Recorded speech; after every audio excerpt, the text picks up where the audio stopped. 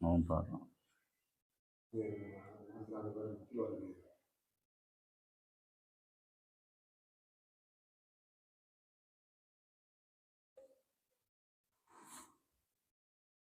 22 பேருமா?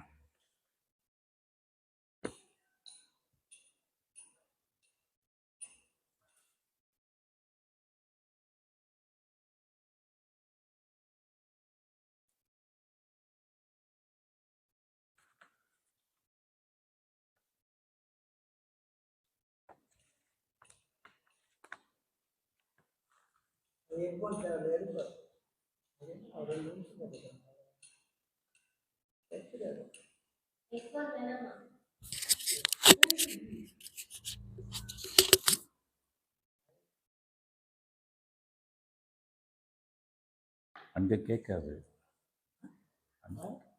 இவருக்கும் நமஸ்காரம்.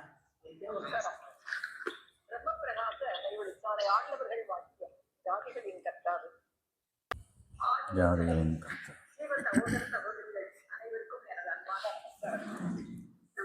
இன்று நம்முடைய ஜீவ சகோதரர் மெய்வழி துடிவாசகானந்தர் அவர்களுடைய குமாரர் காலை ஐயப்பன் அண்ணா அவர்கள் பெயரை வழங்குவதற்காக வருகிறார்கள். அண்ணா அவர்களுக்கு எனது அன்பான நமஸ்காரத்தை தெரிவித்து நமஸ்காரம் வணங்க வருமாறு அன்புடன் வரவேற்கிறேன் அண்ணா. நமஸ்காரம். நமஸ்காரம். அண்ணா மியூட்ல இருக்கிறீங்க? மீட்ல இருக்கா? ஓகே. அனைவருக்கும் நமஸ்காரம்.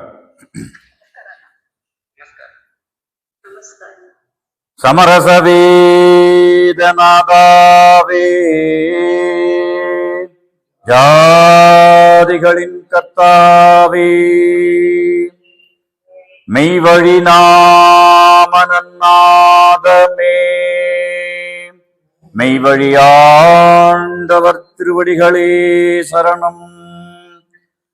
முத்தி பூர்ணம்.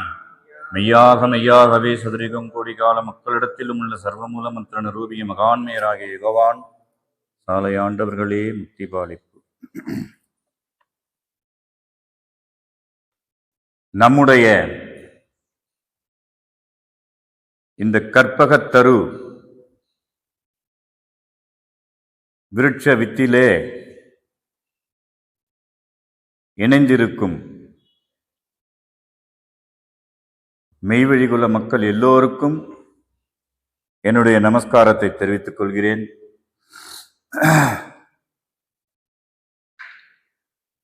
இன்றைய தினம் ஏற்கனவே இந்த குழுவில் அந்த வருகையாகிய நம்முடைய பிறவிப்பிணியை வருகுவதற்கென்று வருகும் வருகையாகிய எம்மான் மெய்வழிச்சாலை ஆண்டவர்களின் திருவருகையின் நோக்கமாகிய நமக்கெல்லாம் அளித்துக் கொண்டிருக்கும் காலமாகிய வசந்த காலத்தை பற்றி கடந்த சபைதனிலே கண்டோம். மேலும் இன்றைய தினமும் அதே வசந்த காலம்தான். ஏன் அப்படின்னா, வந்தவர் இந்தாபார் தந்தைபரன் வாய்த்த வசந்த காலம் நமக்கே. நமக்கே அப்படின்னு சொல்றது யாருன்னா, மெய்வழிக்குல மக்களையும் மெய்வழி தெய்வத்தை சார்ந்து பின்தொடர்ந்து வரும் மக்களுக்குத்தான் இது பொருந்தும், மற்றையோருக்கு இல்லை. ஆனா அவங்க இச்சையுற்றா அவங்களும் அந்த வசந்தத்தை அனுபவிக்கிறதுக்கு வாய்ப்பை தெய்வம் கொடுத்துருக்காங்க. அதுக்காக வேண்டிதான் இந்த பேச்சு. அந்த அடிப்படையில் நம் தெய்வம் அவர்களின், நான் அடிக்கடி எல்லா சபையிலையும் இந்த பாடல் தான் என் நினைவுக்கு வரும். ஏன் அப்படின்னா, அவங்க இந்த பூமிக்கு நம்மளுடைய தென் தமிழ்நாட்டில் வந்து தமிழ்நாட்டில் வந்து அவதாரம் பண்ணி, மேற்கே மார்க்கம்பட்டியில் அவதாரம் பண்ணி, தெற்க போய் தவம் முடிச்சு, அகிலமலம் வந்து சன்னதங்கள் பெற்று, எத்தனையோ கலகங்களையும் இடர்களையும் சந்திச்சு இன்னைக்கு வந்து வெற்றி கொடி நாட்டியிருக்காங்க. எதுல? அந்த வசந்தத்தை நம்மளுக்கு கொடுக்கறதில்ல. ஏற்கனவே வசந்த காலம்னா என்னங்கிறத பத்தி ஏற்கனவே நிறைய 3-4 சபையில பேசியிருக்கோம். மறுபடியும் கொஞ்சம் நினைவூட்டிக்குவோம். 4 பருவங்கள்: இளவேனிற் காலம், முதுவேனிற் காலம், அடுத்து வந்து இலையுதிர் காலம், வசந்த காலம். இந்த வசந்த காலத்துல தான் எல்லா வஸ்துக்களும் நமக்கு தடையில்லாம கிடைக்கும். காய்கறியில இருந்து, பழங்கள்ல இருந்து, உலகத்தளவுல இதெல்லாம் எதுக்கு பயன்படும்னு பார்த்தா, இந்த தேக பேணிப்புக்கு வேணா உதவலாமே தவிர ஜீவனுக்கு உண்டான விஷயத்துல ஒன்றும் அந்த வசந்தத்துல ஒன்றும் இல்லை. எங்க பார்த்தாலும் ரம்மியமா இருக்கும், கண்ணுக்கு விருந்தளிக்கும், பச்சை பசேல்னு இருக்கும். அங்க நிறைய இயற்கை காட்சிகளை காண முடியும். இப்படிதான் தேகத்தளவுல தான் வசந்தம் இருக்குமே தவிர ஜீவனுக்கு வசந்தம் அளிக்கக்கூடிய செயல் அங்கு உண்டா என்றால் இல்லை. இதுதான் முடிவு. அப்ப நிஜமான வசந்த காலம் எது அப்படின்னு நாம சிந்திச்சு பார்த்தோம்னா, எக்கோடி காலமும் நீங்கா நரக அவஸ்தையிலிருந்து மீண்டு நம் தெய்வம் அவர்களின் அருளினாலே அந்த சொர்க்கபதி வாழ்வினுக்கு நாம் ஆளாகிறோம் இல்லையா? அந்த நேரம் கசப்பு தீட்டு பிணநாற்ற ஜலம் வெளியாகாம ஜீவப்பிரயாணம் ஆனாங்க பாருங்க, அதுதான் வசந்த காலம். அழியாப்பதி குடியேறும் நாள் அது. அதனுடைய விரிவை பத்தி தான் இன்னைக்கு பார்ப்போம். அதுக்கு முன்னாடி அந்த வசந்த காலம் எப்படி வந்தது அப்படின்றத இந்த பாடல்ல அடிக்கடி நான் ஒவ்வொரு சபையிலையும் நான் ஞாபகம் ஊட்டிக்குவேன்.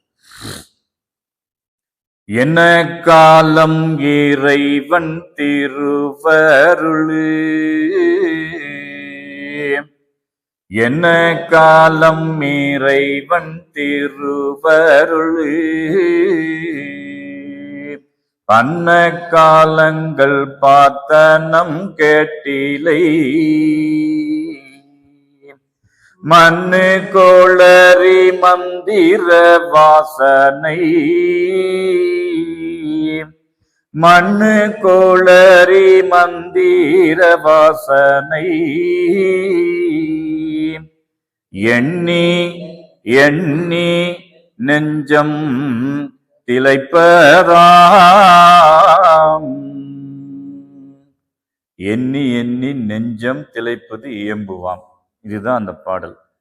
அப்போ அந்த திருவருள் தான் வசந்தமா இன்னைக்கு நமக்கு வந்து பண்ணிக்கிட்டு இருக்கு. அந்த வசந்தத்தை வாடாத மலராக, நித்திய சூரியனாக, நித்திய பேரொளியாக நமக்கு வழங்கி கொண்டிருக்கிறது. அந்த வகையிலே அந்த வசந்தம் எப்பேர் பெற்றது அப்படிங்கிறத கோடாயுதக்கூர் வாக்கியம் 240 நம்மோட தெய்வம் நம்மோட அறிவுல படும்படி எடுத்து மின்னி காமிக்கிறாங்க. அதை இன்று இங்கே சிறிது பார்ப்போம். ஆண்டவர்களின் சந்நிதி முன் வணங்கி நின்று வருந்திய ஓர் மைந்தனை நோக்கி, ஆண்டவர்கள் ஏன் வருந்த வேண்டும்?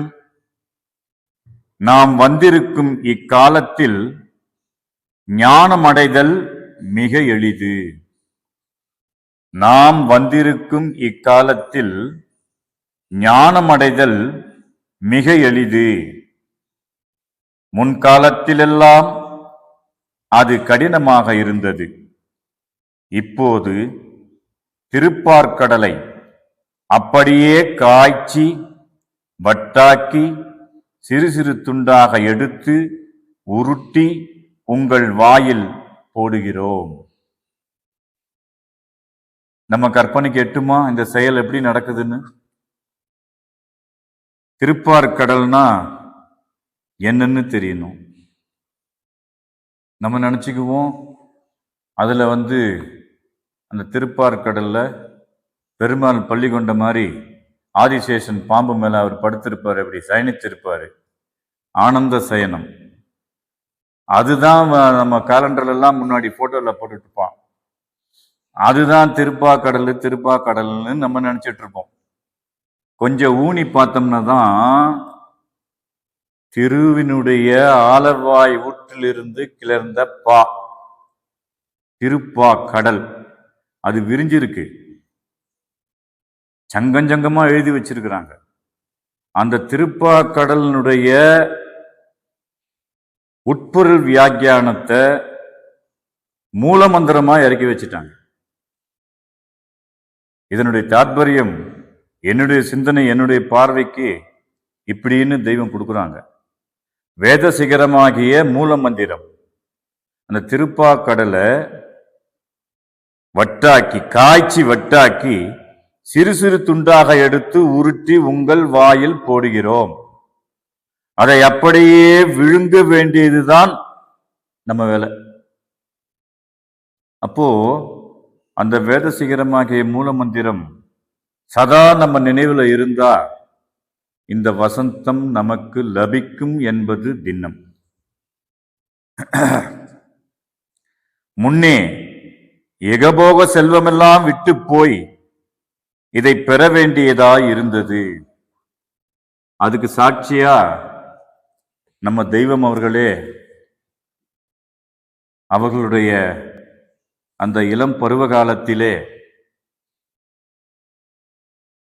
நெல்மண்டி வியாபாரம் தொடங்கி ஒரு 3 வருடத்திற்குள்ளாக 30,000 வெள்ளிப்பணத்தை 36,000 வெள்ளிப்பணம் சம்பாரிச்சிட்டாங்க. சொந்த வீடு கட்டிட்டாங்க, திருமணம் முடிச்சுக்கிட்டாங்க, கை குழந்தை, வண்டி மாடு, இது எல்லாமே வாக்கியத்துல உத்தரவு பண்றாங்க தெய்வம். இதையெல்லாம் நாம் சம்பாதித்தோம். ஆனா அது அவங்களுக்கு வசந்தமா இருந்ததா அப்படின்னு பார்த்தா இல்லை. அவர்களுடைய ஐயன் கை போட்ட பின்னாடி அந்த வசந்தத்தை நான் பெற்றேன்னு உத்தரவு பண்றாங்க தெய்வம். அதே தான் நமக்கும் கொடுக்குறாங்க, இன்றளவும் கொடுத்துட்டு தான் இருக்கிறாங்க. அது திருப்பாக்கடல். இகபோக செல்வமெல்லாம் விட்டு போய் இதை பெற வேண்டியதா இருந்தது. அப்போது வேறு வழி இல்லை. ஏன் அப்போது வேறு வழி இல்லை? அப்போ மெய்வழி உதயமாவல. ஏன்னா அப்பதான் மெய்வழியே வருது. அந்த மெய்வழி வந்ததுனாலதான் வழி என்பார் வழிவேறில்லை, மெய்வழி ஒன்றே வாழி இவ்வழியே. மெய்வழிக்கு வந்தால் வாழலாம், இல்லைன்னா போகலாம். வாழி இவ்வழியே. அதனால அப்போது வேறு வழி இல்லை, மெய்வழி மட்டும்தான் இப்போ உதயமாயிடுச்சு. அதனாலதான் வசந்த காலம் நமக்கு லபிக்குது. வேறு வழி இல்லை. இப்போது வந்துள்ள தேவ வசந்தம் வேறு. இதை ஏற்கனவே பேசிட்டேன், மறுபடியும் இன்னைக்கு வந்துருச்சு. அது தெய்வம் உத்தரவு, இதையும் பேசு அப்படின்னு.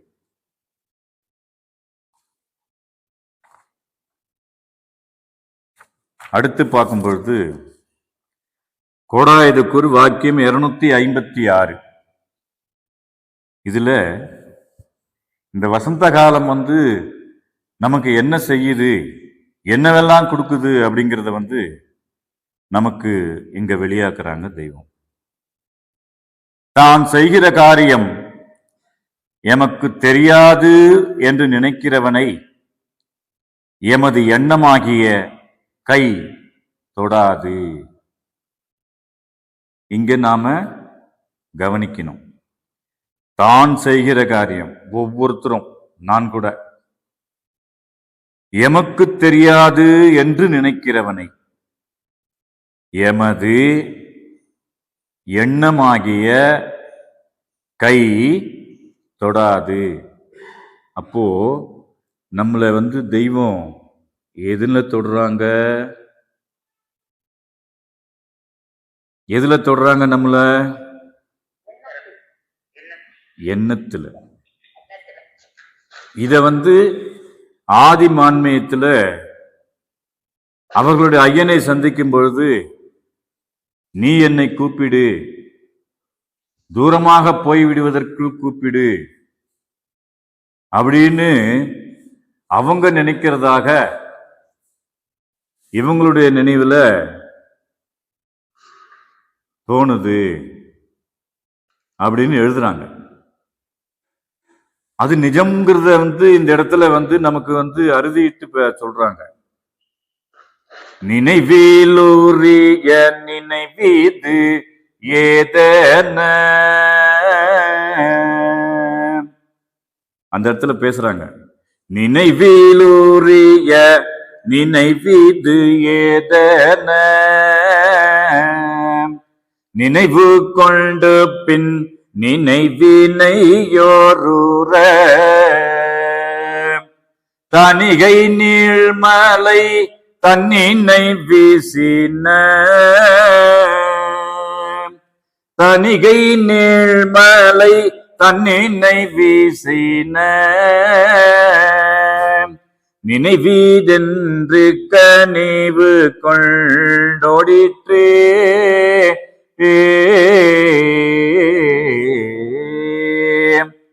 அந்த தணிகை நீள்மலையாகிய தன்னுடைய குருகொண்டல் அவர்களுடைய நினைவை வீசியதாக குறிப்பிட்டாங்க.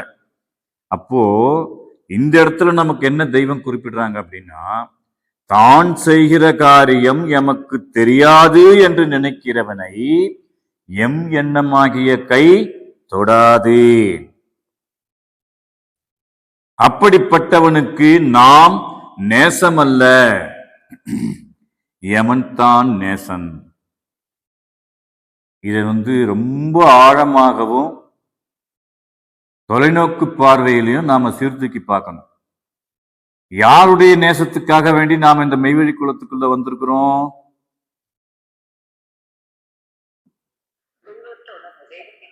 தெய்வத்தினுடைய நேசத்தை. நேசம் தரும் இறைவன். நாம அவங்க பேர்ல கொஞ்சம் நேசம் வச்சோம்னா அவங்க அதீதமான பாசத்தை நம்ம மேல வைக்கிறாங்க. நேசம் தரும் இறைவன் பளிச்சென ஓசை வா மலையோன். அந்த நேசத்தை எது கொடுக்குது அப்படின்னா இந்த ஓசை கொடுக்குது. ஓசை வலுத்தது நேசம் மிகுத்ததுன்னு இன்னொரு இடத்துல உத்தரவு பண்ணுவாங்க. அப்போ அவனுக்கு நாம், அப்படிப்பட்டவனுக்கு நாம் நேசம் அல்ல, எவன் தான் நேசன். ஆனால் எவன் ஒருவன் தன் நினைவாகிய பிடரியில், நல்லா கவனிக்கணும், தெய்வம் எங்க இருக்காங்க அப்படிங்கிற ரகசியத்தை இங்க வெளியாக்குறாங்க. அப்படி நல்ல காதை தீட்டி வச்சு கூரா கவனிச்சாதான் இது உள்ள இறங்கும்.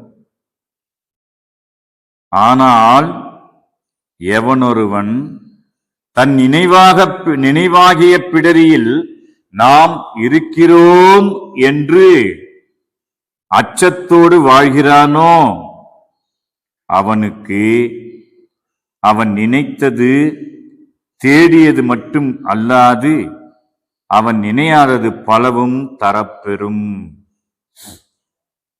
இதுல எத்தனை பேர் நாம அந்த மாதிரி இருப்போம்? முயற்சி பண்ணணும். நாம இனிமேலாவது முயற்சி பண்ணணும். ஏன் இந்த வார்த்தையை சொல்றேன் அப்படின்னா, எனக்கும் சொல்லிக்கிறேன். இந்த உலகம் நம்மளை என்ன பண்ணுது அப்படின்னா மாயில கொண்டு போய் சிக்க வச்சிருது. என்னதான் தெய்வத்தினுடைய பக்தியில நாம நின்னாலும் கூட இந்த உலக மாய்கைன்னு வரும்போது தட்டிடுது. அதையும் நமக்கு தெய்வம் எழுதி கொடுக்குறாங்க. இந்நீல மாய்கையாலும் எந்தெந்த விதத்துல நீ அடிபடுவ தெரியுமா, இந்த என்னை விட்டு நீ விலகி போவ தெரியுமா சொல்றாங்க. இந்நீல மாய்கையாலும் இடைஞ்சலின் வெட்கத்தாலும் நன்னீலை கேரவொட்டா நழுகி கீழிழுத்து தள்ளும் அடுத்து, என்னை நீ அறிவாயானால்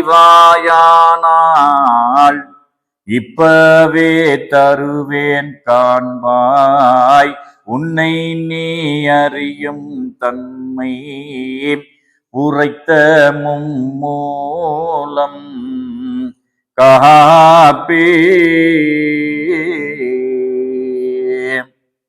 இதுதான்.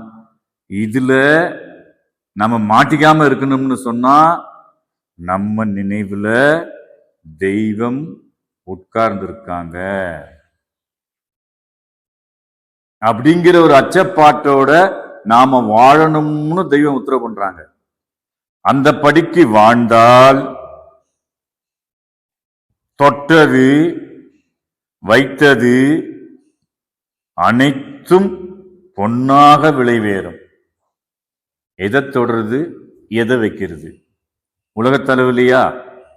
உலகத்தளவுலையும் அது நடக்கும். தெய்வம் இரு உலக பேச்சு வாக்கியத்தில் இறக்கி வைக்கிறாங்க. நீ என் மக்களாக நீ இகபர சம்பனனாக இருக்கணும்னு தான் உத்தரவு பண்றாங்க. ஏன் இந்த உலகத்துல நாம இன்னமும் வாழ்ந்துகிட்டு இருக்கிறோம். அவங்கள மாதிரி முற்றும் துறந்து நாம போகல. அதனால அவங்க என்ன சொல்றாங்க, உத்தரவு பண்றாங்க அப்படின்னு பார்க்கும் பொழுது, ஆனால் எவனொருவன் தன் நினைவாகிய பிடரியில் நாம் இருக்கிறோம் என்று அச்சத்தோடு வாழ்கின்றானோ அவனுக்கு அவன் நினைத்தது தேடியது மட்டுமல்லாது அவன் நினையாதது பலவும் தரப்பெறும். அப்படி கொடுத்துட்டாங்கன்னா அடுத்து என்ன ஆகுது? தொட்டது வேதத்தை, வைத்தது நினைவில், அனைத்தும் பொன்னாக விளைவேறும். எப்போ எப்போ அந்த விளைவு வருது?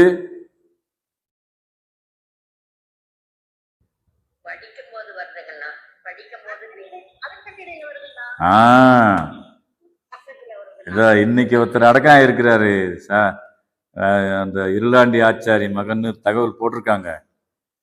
அவர் எந்த அளவுக்கு தெய்வத்தோட ஒட்டுதல் வச்சிருந்தாரோ அந்த அளவுக்கு அவர் பொன்னா வருவார்.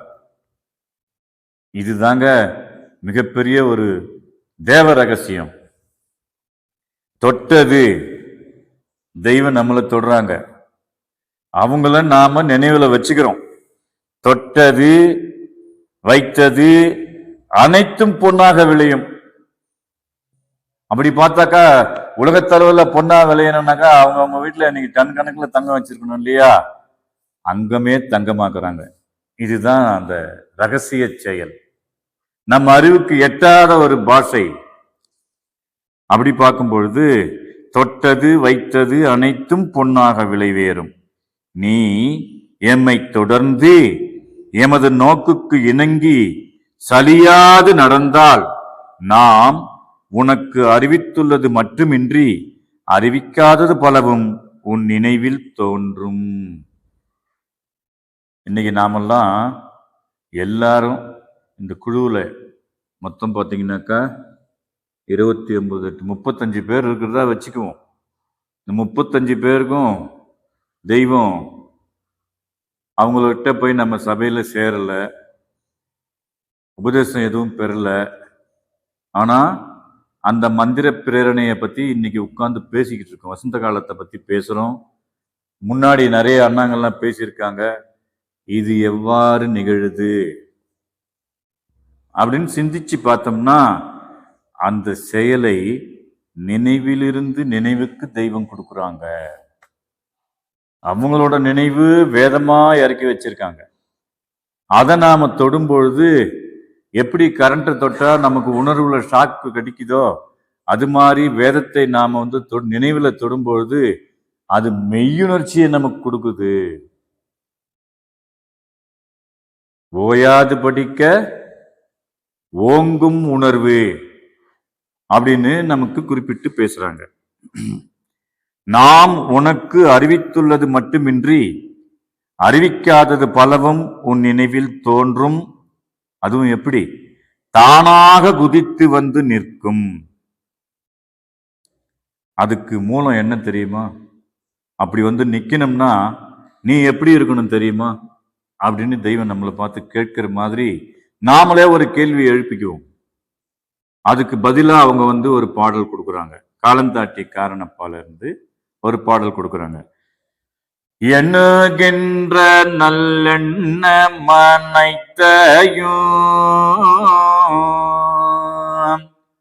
எண்ணுகின்ற நல்லெண்ண மனைத்தையும் என்னோ நாவேலா சித்தி மோத்திகளோ பன்னூருந்தந்த நித்தலைமை பதி பன்னூருந்தந்த நித்தலைமை பதி வண்ண ஞான சித்தர் காலம் வந்ததே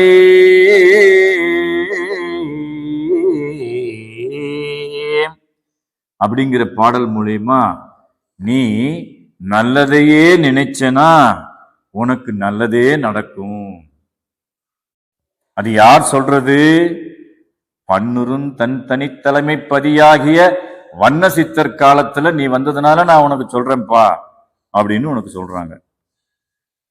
உன்னுடைய எந்த ஒரு செயல் எம்முடைய நினைவுக்கு நேராக இருக்கிறதோ அதுதான் தவம்.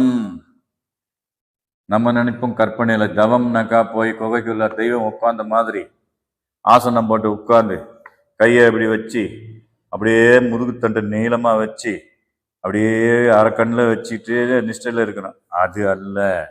அது அவங்க பண்ணாங்க. அவங்களுடைய ஐயன் காட்டிய வழியில அதான் முதல்ல சொல்றாங்கல்ல, நான் எம்முடைய இணங்கி சலிய எம்மை தொடர்ந்து எமது நோக்குக்கு இணங்கி சலியாது நடந்தால் அதுதான் உன்னுடைய எந்த ஒரு செயல் எம்முடைய நினைவுக்கு நேராக இருக்கிறதோ அதுதான் தவம். நீ இந்த கலிகாலத்துல தவம் பண்ணி கிழிச்சு போடுவாயோ அப்படின்னு ஒரு இடத்துல கேட்கிறாங்க. எங்க தவம் பண்ணு பார்க்கலாம். ஒரு மூச்சை அடக்குனா அடுத்த மூச்சு கிழட்டு எருமை தவிட்டு தண்ணி குடிச்ச மாதிரி நீ உன்னோட மூச்சு இறையும். இதெல்லாம் நம்ம அறிவுல அணையாம இருக்கணுங்கிறதுக்காக வேண்டி தெய்வம் எந்தெந்த கோணத்திலாம் இருந்து உத்தரவு பண்ணியிருக்காங்கன்றத நாம அடிக்கடி நம்மளை நாமே ஆராய்ச்சி பண்ணி பார்த்துக்கணும். அப்ப உன்னுடைய எந்த ஒரு செயல் எம்முடைய நினைவுக்கு நேராக இருக்கிறதோ அதுதான் தவம். கொக்குக்கு ஒரே மதி என்று சொல்வதைப் போல் உனக்கு ஒரே மதி இருந்தால் போதும். அப்ப ஒரே மதியா ஆகணும்னு சொன்னா என்ன செய்யணும் அப்படின்னு பார்த்தா, தெளிவு குருவின் திருநாமம் செப்பல், தெளிவு குருவின் திருவாக்கு கேட்டல், தெளிவு குருவின் திருவுரு சிந்தித்திருத்தல். இதுதான் அதுக்கு ஒரு உபாயம். அதுக்கு மேலாவாக நம்ம தெய்வம் உத்தரவு பண்ணபடி மூல மந்திரத்தை உன் நாவில் ஒட்ட வைத்துக்கொள் அப்படிங்கிறது உத்தரவு எல்லாருக்குமே. நீ வேதமே படிக்க முடியலனாலும் கூட சதா மூல மந்திரத்தை சொல்லிட்டு இருந்தோம்னா அந்த குருத்தியானத்துல நாம இருப்போம். சதா குருத்தியானம் செய்து கொண்டிருங்கள்னு வீரபிரம்மம் சொல்றார். அருணறிவங்கும் பரவச வசனர். அவருடைய வசனத்தை கேட்டா நம்ம பரத்தோட வசம் ஆயிடுவோம். பரவசம். அப்பேற்பட்ட அந்த ஞானி சதா குரு தியானத்தில் இருங்கள் சொல்றாரு நம்மளுக்கு. அப்ப குரு தியானத்தில் இருக்குதுன்னா மூல மந்திரம் சொல்றது ஒண்ணுதான் வழி. அதுதான் தவம். கொக்குக்கு ஒரே மதி என்று சொல்வதைப் போல் உனக்கு ஒரே மதி இருந்தால் போதும். அது உன்னை நித்தியத்தில் கொண்டு போய் ஏற்றிவிடும். இதுக்காக தானே பாடுபடுறாங்க. நம்ம பாடுபடல, தெய்வம் பாடுபடுறாங்க. எதுக்கு? நம்மளை கொண்டு போய் நித்தியத்தில் ஆக்கிறதுக்கு அயராது பாடுபடுறாங்க. அந்த பாட்டை நாம் வீணாக்கலாமா அப்படின்னு நமக்கு நாமே ஒரு கேள்வியை நம்ம கேட்டுக்கணும்.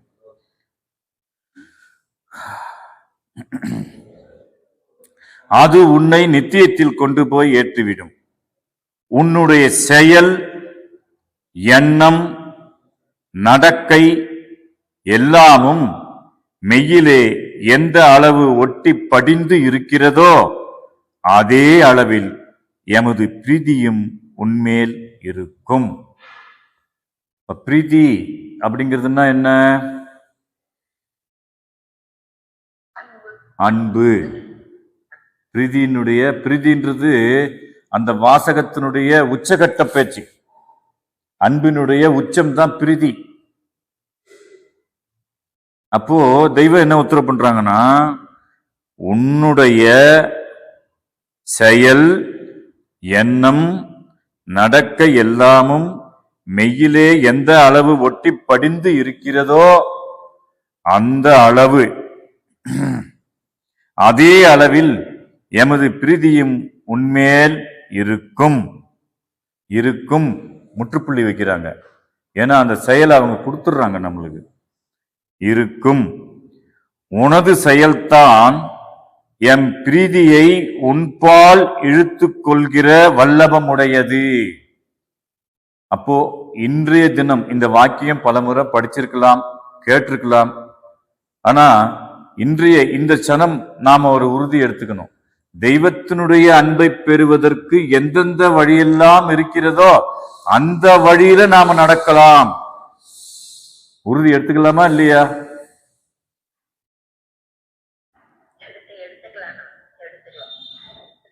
யோசனையா இருக்குது.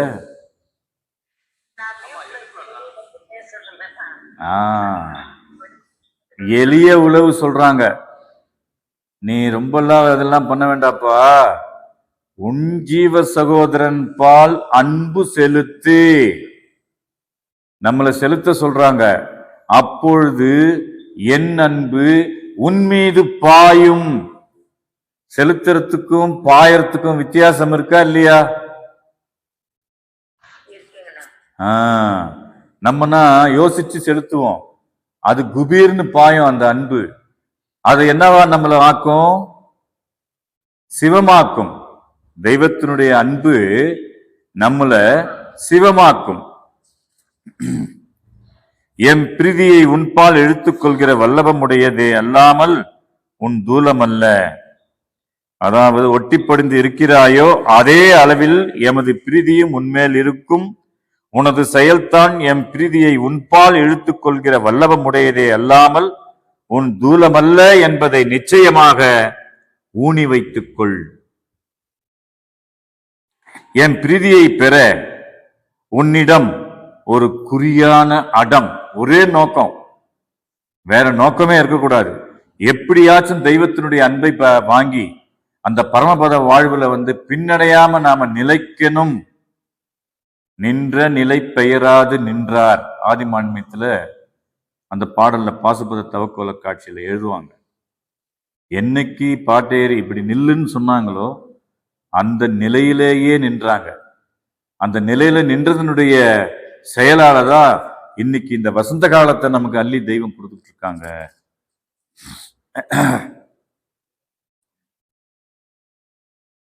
நிச்சயமாக ஊனி வைத்துக்கொள். என் பிரீதியை பெற உன்னிடம் ஒரு குறியான அடம், ஒரு பிடிவாதமான திடம் வேண்டும். அடதிட தடாம்புய அப்படின்னு ஒரு திருவிழால திருமாளிகை அமது சொல்லும் பொழுது சொல்லுவாங்க. அடம் இருக்கும், திடம் இருக்கும், தடாம்பயம் இருக்கும். இந்த புயம் மெஞ்ஞானத்துக்காக வேண்டி துவஜம் கட்டி நின்ன புஜம். அது புஜபலதாஷ்டிகர் தெய்வம். யாரும் பெற முடியாத அறிவாகார தேவபிரானை. தெய்வம் யாரு? அறிவாகார தேவபிரானை. அடுத்து அறிவு ரூபமாகிய புருஷரை. அறிவு எங்க இருக்குது எங்க இருக்குது எங்க இருக்குதுன்னு கேட்டா நம்ம நினைவுக்கே வரமாட்டேங்குது. தெய்வம்தான் அப்படின்னு இந்த வாக்கியத்துல நமக்கு விளக்குறாங்க. யாரும் பெற முடியாத அறிவாகார தேவபிரானை, அறிவு ரூபமாகிய புருஷரை நாம் பெற்று நமது கைப்பொருளாக வைத்திருக்கின்றோம். கைப்பொருள்னா பணங்காசா, சொத்து சுதந்திரமா, வியாபாரமா, உலக மதிப்பா? அல்ல, நினைவுக்கு உரியவங்களா வச்சிருக்கிறோம். கொஞ்சம் முன்னாடி தானே பார்த்தோம், கை என்பது நினைவு, எமது எண்ணமாகிய கை தொடாதுன்னு உத்தரவு பண்ணும்போது இங்க என்ன உத்தரவு பண்றாங்கன்னா, நமது கைப்பொருளாக வைத்திருக்கின்றோம், நமக்கு சர்வ உதவியாளராக அவர்களை வைத்திருக்கின்றோம் என்று கட்டாயமாக உன்னுள் சிறிதும் பேதகம் இல்லாமல் நினைக்க வேண்டும். அவங்க வந்த வேலை நம்மளுடைய ஜீவனை கடை தேத்தணுங்கிறதுக்காக. ஆனா இங்க என்ன உத்தரவு பண்றாங்கன்னா, உன்னுடைய உலக வாழ்க்கையும் சேர்த்து நான் தாண்டா பாக்குறேன். நீ என்னமோ நினைச்சிட்டு இருக்க, நீ ஓடன, நீ ஆடன, நீ சம்பாரிச்ச அப்படி நீ நினைக்கிற. அல்ல, இதெல்லாம் ரகசிய வார்த்தைகள். கூர்மதி கொண்டு பார்த்தாதான் நமக்கு அப்படி தூக்கி கொடுப்பாங்க தெய்வம், இந்தா பிடிச்சுக்கோ அப்படின்னு சொல்லி. அதாவது யாரும் பெற முடியாத அறிவாகார தேவபிரானை, அறிவு ரூபமாகிய புருஷரை நாம் பெற்று நமது கைப்பொருளாக வைத்திருக்கின்றோம், நமக்கு சர்வ உதவியாளராக அவரை வைத்திருக்கின்றோம். சர்வ உதவியாளர், இகத்துக்கும் அவங்கதான், பரத்துக்கும் அவங்கதான். அதனுடைய சரித்திரம் நிறைய இருக்குது, நேரம் முடிய போகுது. அப்போ சர்வ உதவியாளராக அவரை வைத்திருக்கிறோம் என்று கட்டாயமாக உன்னுள் சிறிதும் பேதகமில்லாமல் நினைக்க வேண்டும் அப்படின்னு உத்தரவு பண்ணிட்டு, நீ எப்படி இருந்தா எப்படி ஆவ அப்படிங்கிறத இங்க கொடுக்குறாங்க. அந்த வசந்தம் உனக்கு எப்படி வரும்? இந்நாளில் இருந்து உனக்கு வேண்டியது உன் கண் முன்னாலே கிடக்குது பார், கஞ்சி. அதுக்கு தான் திடம் வேணுங்கிறாங்க, அடம் வேணுங்கிறாங்க. செத்தாலும் பின்னடைவதில்லை என்ற வைராக்கியம் உனக்கு வேண்டும். இந்த மெய்வழியை விட்டு போக மாட்டேன், எந்த அவஸ்தை வந்தாலும் சரி, எந்த அவமானம் வந்தாலும் சரி, எந்த குபாடங்கள் என் மேல குற்றம் சாட்டினாலும் சரி, எல்லாம் சமர்ப்பயாமி, எல்லாம் அவர்களுக்கே, நமக்கு இல்லை அப்படிங்கிற அந்த திடத்தோட நம்ம வாழ்ந்துட்டோம்னு சொன்னா அந்த வசந்தம் நமக்கு, அந்த வசந்தம் அள்ளி கொடுப்பாங்க தெய்வம். இந்நாளில் இருந்து உனக்கு வேண்டியது உன் கண் முன்னாலே கிடக்குது பார், கஞ்சி, அதுவே போதும் என்று நினைப்பதுதான். நாளைக்கு இன்னது வேண்டும் என்ற எண்ணத்தை எட்டி உதை முடியுமா? உலகமும் பேசுறேன் நானு, ஆனா என் நினைவு என்ன தெரியுமா செய்யும்? நாளைக்கு இந்த வேலையை பார்க்கணும், நாளைக்கு போறதுக்கு பஸ்ஸுக்கு செலவு கட்டு வச்சுக்கலாம், அங்க போறதுக்கு ஒரு ப்ரோக்ராம் போடும். நம்ம புத்தி அப்படி. இட்ட பணியெல்லாம் தன் தலைக்கே ஏற்றும் கிரீடம் என நினைந்து சட்டம் தவறாதவன் உலத்தே தாங்கி இடையில் துகில் வரிந்துன்னு ஆடு மேய்ப்பு தவக்கோல காட்சியில பேசுவாங்க தெய்வம், பாடு வச்சிருப்பாங்க நம்மளுக்கு. பாட்டியாய் அப்படின்னு கை காட்டினா பாஞ்சிருவாங்க, இப்படி திரும்பினா செஞ்சிருவாங்க.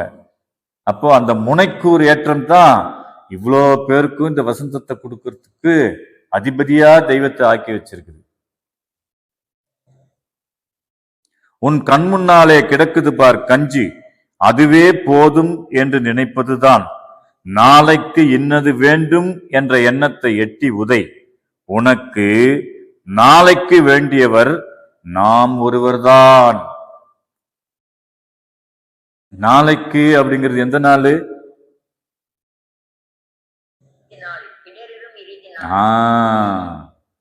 இடரிடும் கடை நாள் எனக்கருந்துணை இறை இறைவா அருளென. ஓங்கியவன் நாள் ஓடு நாள் இருளில் உதவி செய் தனி முதற்கடலே குருமணி மாலையில பாடி வைக்கிறாங்க. ஆதிமான்மயத்துல தன்னுடைய ஐயன்ட்ட பேசுறாங்க, கேட்கிறாங்க, ஐயா இடரிடும் கடைநாள் ஒண்ணு வருதே, இடரிடும் கடை நாள் என கருந்துணை இறைவா அருளென்ன. அவங்க அருளன்னு சொன்னா தெய்வம் அவதாரம் நிகழ்ந்திருக்காது. அவங்க நமக்கு இந்த வசந்தத்தை கொடுக்கலன்னு சொன்னா நாம இந்த மாதிரி பேச முடியாது. அப்போ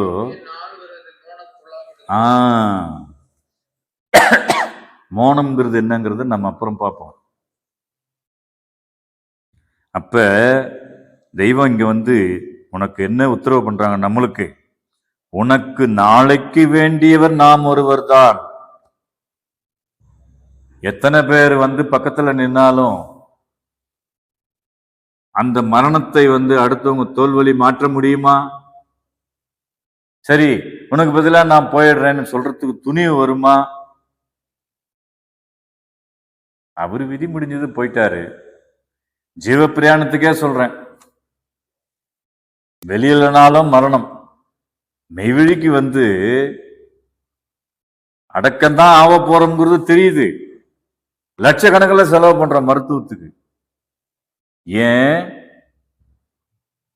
இந்த வாழ்வின் பேர் இருக்கிற ஆசையினால. ஆனா அந்த வாழ்க்கையை நீட்டிக்கிறதும் சுருக்குறதும் யார் கையில இருக்கு? தெய்வத்து கையில இருக்கு. தெய்வம் நினைச்சா சுருங்கி இருக்கிற வாழ்க்கையை நீட்டிச்சு வச்சிருவாங்க. ஒருத்தருக்கு நீட்டிச்சு இருக்கிற வயசை சுருக்கி விட்டுருவாங்க. அப்போ நமக்கு இந்த வயது வாழ்நாளை தந்ததன் பிரயோஜனம் மெய்ப்பால் அறியவே அப்படிங்கிறத நாம உணரணுங்கிறதுக்காக தான் இந்த வசந்தத்தை நமக்கு இவ்வளவு எளிமையா கொடுத்திருக்காங்க தெய்வம். உனக்கு நாளைக்கு வேண்டியவர் நாம் ஒருவர் தான். உன்னுடைய மற்றைய பற்றெல்லாம் போலி பற்றுதலே என்று கட்டாயமாக நினை. முடியுமா? அப்படி விட்டுருமா? மடிப்பாக்கத்துல வீடு இருக்குது, அது நம்மளது இல்லைன்னு நினைக்கிறதுக்கு தோணுமா? கொடுத்துட்டு வந்துடலான்னு விட முடியுமா? முடியாது. ஆனா தெய்வம் இப்பவே அந்த பற்று அறுத்து பழகிக்க, மெதுவா அது மேல இருக்கிற ஆசைய வந்து தாமரை இலை தண்ணீர் போல வச்சுக்க. இப்படி உதிரி சிலுப்புனா கீழே கொட்டிடுதுல எல்லாமே முத்து முத்தா. அது மாதிரி தெய்வம் வந்தாங்கன்னா அதை கிளம்பிட்டா, உத்தரவு தெய்வமே நான் வரேன் அப்படின்னு சொல்லிட்டு போறதுக்குண்டான துணிவை நம்ம வளர்த்துக்கணும்.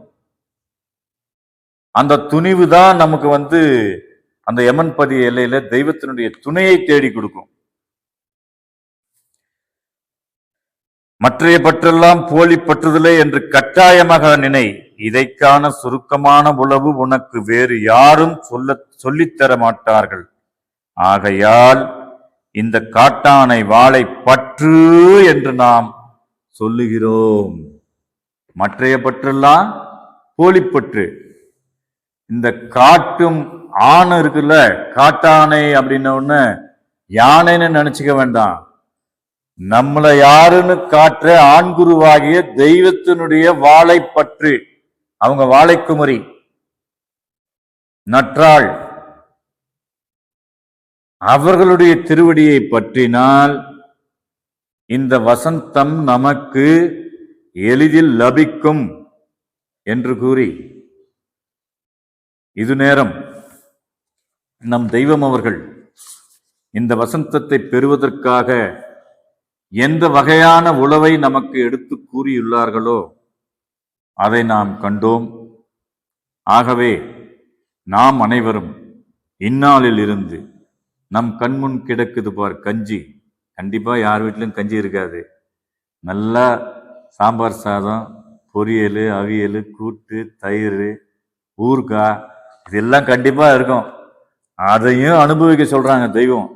என் மகன் ராஜரீகமா வாழணும், பிச்சைக்காரனை போல இருக்கக்கூடாது அப்படின்னு தான் உத்தரவு பண்றாங்க. கஞ்சின்னு ஒரு மேலோட்டமா அவங்க சொல்றாங்க, உத்தரவு பண்றாங்க. அந்த கஞ்சின்னு நம்ம நினைச்சுக்குவோம். யாரும் கஞ்சி குடிச்சு பழகல. வாய்க்கு ருசியா தான் இன்னைக்குமும் பசியாறிட்டு தான் இருக்கிறோம். அதுல எந்த விதமான மாற்றமும் இல்லை. அதுவும் வசந்தம் தான்.